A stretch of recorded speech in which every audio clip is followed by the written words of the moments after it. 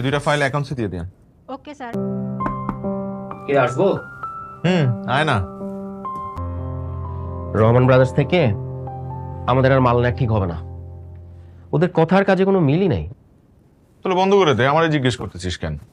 তো তুই অফিসের মালিক, তুই ছাড়া কিভাবে কি? আর তুই অফিসের সিইও, বড় বড় ডিসিশন মেকিং করার রাইট এবং পাওয়ার তোর আছে।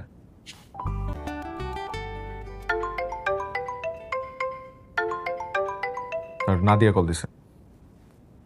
বলো। এই শোনো না, আসার সময় একটু কচুরমুখী নিয়ে এসো তো। মা না কচুরমুখী খাইতে চাইছিল। আচ্ছা ঠিক আছে, নিয়ে আসবো। এই শোনো না, আরেকটা কথা। ওই দেখো তো ইলিশ মাছ পাওয়া যায় কিনা, মানে তোমার কাছে টাকা কি আছে? ইলিশের যে দাম। আনবো। সামিউল ভাই ছিল বলে চাকরিটা পাইছো। দোস্ত, একটা কথা বলি তোকে। বল। এই যে তুই এত বড় একটা কোম্পানির মালিক, কিন্তু বাসায় বলিস তুই একটা কর্মচারী মানুষদের মতন, এর কারণটা কি দোস্ত? কারণ আমার কাছে মনে হয় প্রাচুর্য মানুষের সুখ শান্তি কেড়ে নেয়। আমার প্রতিটা সকাল শুরু হয় নাদিয়ার সাথে খুনসুটি দিয়ে। আমি যে খুব ঘুম কাতুরে লোক তা কিন্তু না, আমি ইচ্ছা করে দেরি করে ঘুম থেকে উঠি। আরো প্রতিদিন সকালবেলা এক একটা অভিনব পদ্ধতি বের করে আমাকে ঘুম থেকে ওঠানোর জন্য। এই যে আমার সকালটা শুরু হয় আমার ওয়াইফের সাথে দুষ্টু মিষ্টি খুনসুটি দিয়ে, এটা কি সবার ভাগ্যে জোটে? জোটে না। এই যে আমাকে ফোন দিয়ে বললো কচুর মুখী নিয়ে আসতে, আবার ইলিশ আনার কথা বলার সময় একটু চিন্তা করছে যে ওর হাজবেন্ড ইলিশ কেনার সামর্থ্য রাখে কিনা। এই মানে এইটার পেছনে যে একটা দরদ না, মানে এই দরদটা থাকবে না যখন ও জানতে পারবে যে আমি অনেক টাকার মালিক। তোর ভাবনাগুলো ফেলবার মতো না।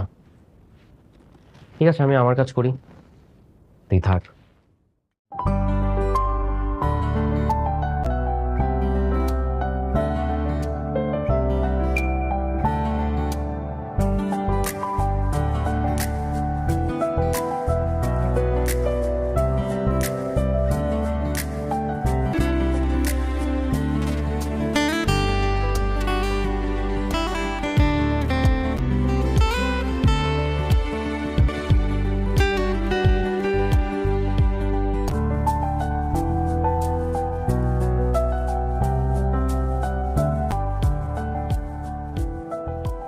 এগুলো কি নিয়ে আসছো?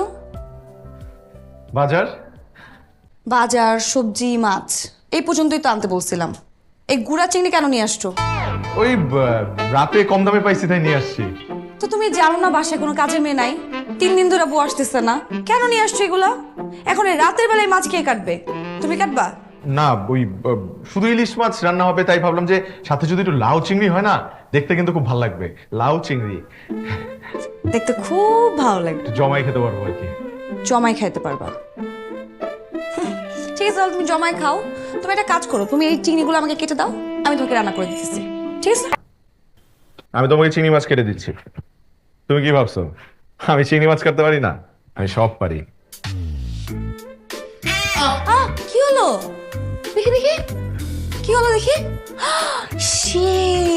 তোর দেখো, ভালোবাসা। আর ঢং করতে হবে না। আসো, ট্যান্সাইড লাগাই দিই। আসো। আলহামদুলিল্লাহ। বাবা বসে বসে, দই আছে, দই দিচ্ছি। দই এনেছিস? খুব ভালো করেছিস। খাওয়ার দাওয়ার পর একটু দই খেলে খাবারটা হজম হয় খুব। চার উঠছে, দেখাই তো যায় না। বৌমা হারিকেন নিয়ে আসছো কেন বলো তো? চার্জার লাইটটা নিয়ে আসবে না? কিছুই দেখা যায় না। হারিকেনই তো ভালো মা।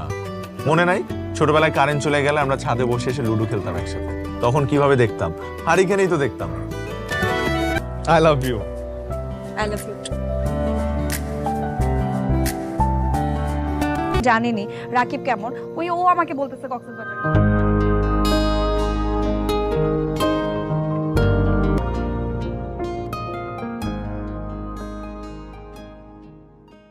কি ব্যাপার ভাই, রেস্টুরেন্ট কি বন্ধ? এখন বুকটা আছে। দুজনের সিট হবে না? সরি, আমাদের স্যার লাঞ্চ আউটটা তার ফ্যামিলির জন্য বুক করে রেখেছেন। চলো পাশেরটাই বলি। আচ্ছা, সেট মেনু 2 নেই না? আচ্ছা, সেট মেনু 2 5টা দিবেন।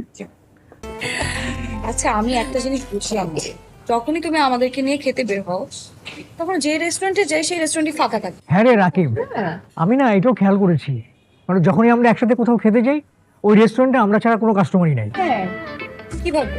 এটা আমি কি করে বলবো বলো তো, লাকিলি হয়তো বা হয়ে যায়। তোমাদেরকে নিয়ে যখন খেতে আসি তখন অন্যরা কেউ খেতে আসে না, তোমাদেরকে নিয়ে যে রেস্টুরেন্টে খেতে আসি ওই রেস্টুরেন্ট অত একটা ভালো না, চলে না, রেস্টুরেন্ট হইতে পারে না। কিন্তু এই রেস্টুরেন্ট দেখলে তো মনে হয় না যে চলে না, ভালোই চলার কথা, অনেক সুন্দর না হ্যাঁ restaurant-টা? অনেক সুন্দর। কিন্তু ভালোই লাগছে যে আশেপাশে কোনো মানুষ নেই, আমরা আমাদের মতো করে খেতে পারতেছি, আমরা আমাদের মতো আছি, এটা কিন্তু ভালো লাগছে, কোনো কমপ্লেন নাই।